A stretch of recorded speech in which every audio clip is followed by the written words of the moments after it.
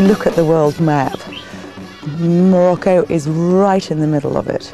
And I think they have the feeling, they're aware of that. You know, we've got the sort of Africa at our feet, we've got Europe at our heads, and you're right there.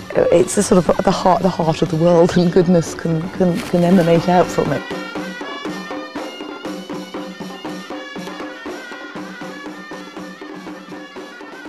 Duality seems to have been something we've spoken about either textually or subtextually quite a lot these sort of few days in terms of identity. And almost every conversation I've been privy to, people have spoken about identity, either with a small I or a capital I. I'm Scottish. That's where I grew up. Bizarre though that may sound. My writing, my influences are almost 100% British or Scottish, yet I outwardly look Belgian. So it's a struggle for me. What I'm about to read is a moment around which this novel pivots. And it's the moment when the main character sees on television the events of September 11th. I turned on the television and saw what at first I took to be a film. But as I continued to watch, I realized that it was not fiction but news. I stared as one and then the other of the twin towers of New York's World Trade Center collapsed. And then I smiled. Yes, despicable as it may sound, my initial reaction was to be remarkably pleased. So when I tell you I was pleased at the slaughter of thousands of innocents, I do so with a profound sense of perplexity. But at that moment, my thoughts were not with the victims of the attack. No, I was caught up in the symbolism of it all.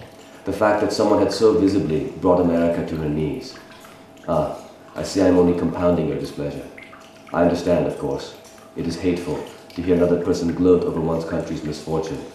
But surely you cannot be completely innocent of such feelings yourself.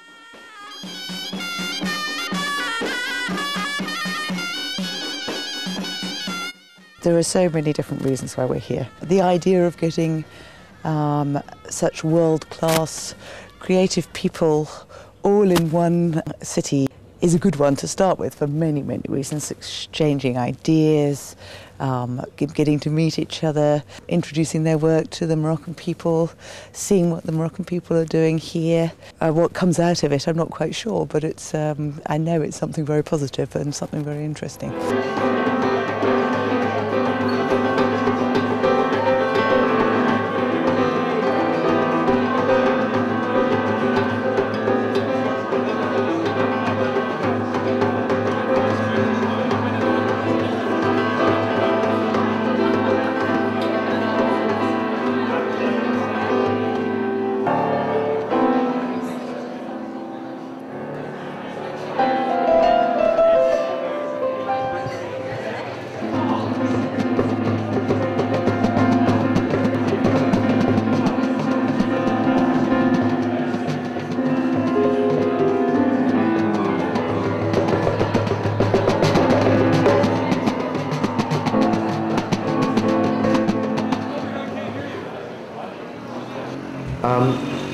This is about self-portraits, really.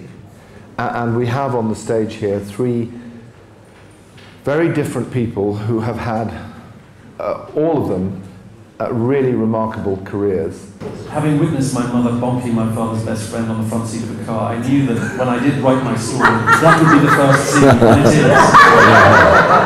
At that time, there was no Oprah Winfrey or Jerry Springer or these shows to talk about your inner feelings and problems in front of total strangers. I couldn't tell anybody about it. I certainly couldn't tell my father what I'd seen.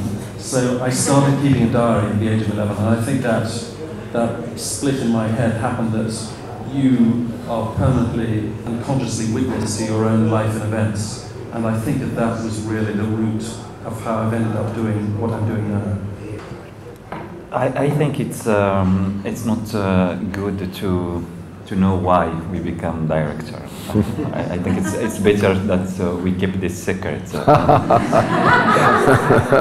Because I think if we know, maybe we stop. You compensate in your work for your life, and it's in terms of honesty and courage and all those things.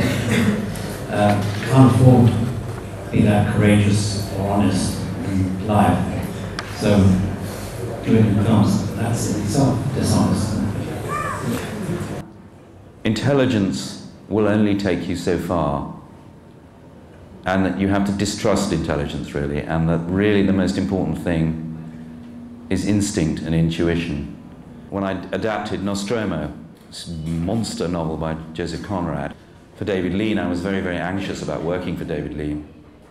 And the thing that got me into the first meeting was that I'd had a long dream about one particular scene in the book. And I decided that that was the scene. That scene had a sort of iconic importance for me. And so I decided to start the film with that.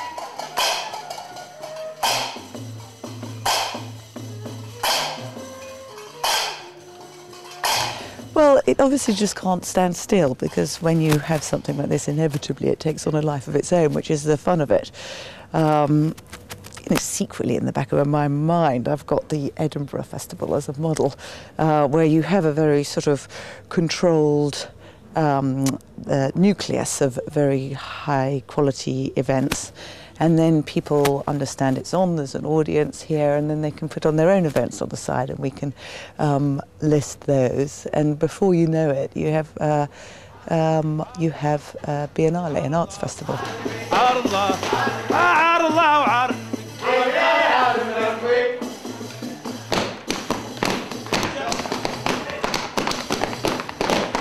The drop of blood, the broken heart, tears on the lashes of the eye.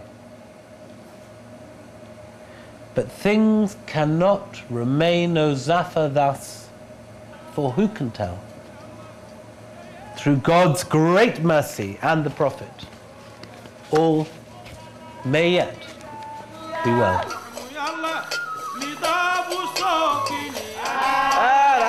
يا الله